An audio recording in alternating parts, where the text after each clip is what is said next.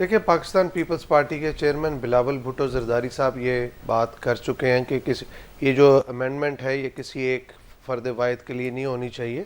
ये overall consensus build करके होनी चाहिए। तो पीपल्स पार्टी का मौक़िफ़ बड़ा क्लियर है and we have a clarity among our leadership, among our parliamentarians. और जहाँ तक बात थी किसी एक पर्सनल बंदे को कोई फेवर देने की या उसको रोकने के लिए, देखिए बिलावल साहब ने एक बात दोबारा कुछ अरसा पहले की है और आपको याद होगा 18th अमेंडमेंट जब हुई थी उसके बाद फिर पार्लियामेंटेरियंस के ऊपर ब्लैकमेल करके एक 19th अमेंडमेंट की गई थी। और वो आपको पता है इफ्तिखार चौधरी साहब ने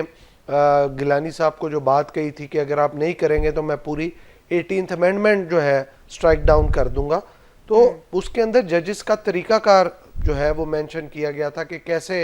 जो है जजेस का तरीकाकार होगा, कैसे जजेस को बनाया जाएगा, क्या क्राइटेरिया होगा, क्या चीज़ है। तो अभी भी अगर तमाम फ्री कैन जितने भी स्टेक होल्डर्स हैं, पार्लियामेंटेरियंस हैं, उस चीज़ को जो चार्टर ऑफ डेमोक्रेसी में लिखा हुआ था वो एक बड़ा फेयर सा तरीकाकार लिखा हुआ था, इस पे किसी जज को भी इतराज़ नहीं था, कोई मामला नहीं था। लेकिन उसके अंदर प्रॉब्लम ये थी कि जो जजेस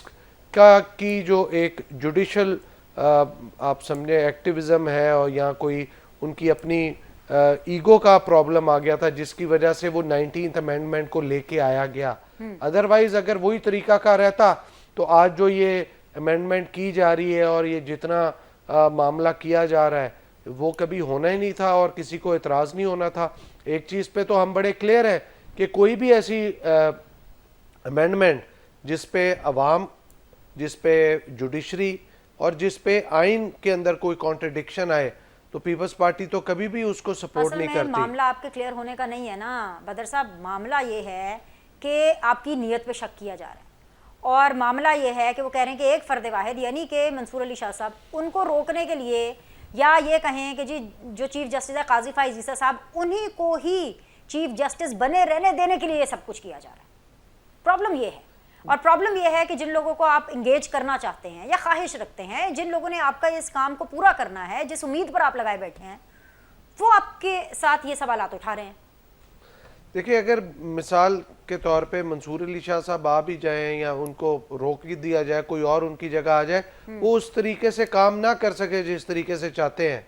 आगे भी तो देखे ना, एक दो चीफ जस्टिस ऐसे ही गए हैं जो हुकूमत की मर्जी के मुताबिक नहीं चल पा रहे थे, नहीं करते थे, तो हुकूमत चल ही रही थी ना, क्या फर्क पड़ता है। तो मंसूर अली शाह साहब इज अ गुड मैन।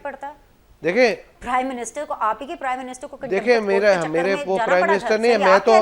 मैं तो देखें सबसे ज्यादा फर्क ही पाकिस्तान पीपल्स पार्टी को पड़ा है। देखें एक चीज, जुडिशरी आए, जजेस चाहें तो क्या नहीं कर सकते। पीपल्स पार्टी को सबसे ज्यादा नुकसान पहुंचाया ही जुडिशरी ने है, तो इसमें कोई शक नहीं है। लेकिन एक चीज को आप हमें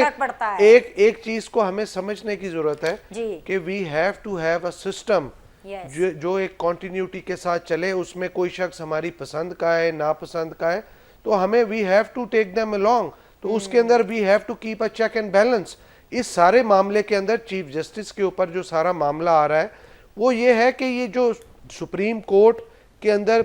कॉन्स्टिट्यूशनल कोर्ट का एक हिस्सा बनने जा रहा है, this is going to keep a check and balance on the system. Otherwise तो फिर ये है कि यहाँ पे कोई शुतरबे महाल है, कोई पूछने करने वाला ही नहीं है। यहाँ पे दीज आर नॉट 63A की जब इंटरप्रिटेशन हुई थी, जब प्रेसिडेंट ऑफ पाकिस्तान उसने उस टाइम लिखा था तो पहली इंटरप्रिटेशन कुछ और थी, दूसरी कुछ और थी, और अभी फिर ये सीट्स के बारे में भी जो सारा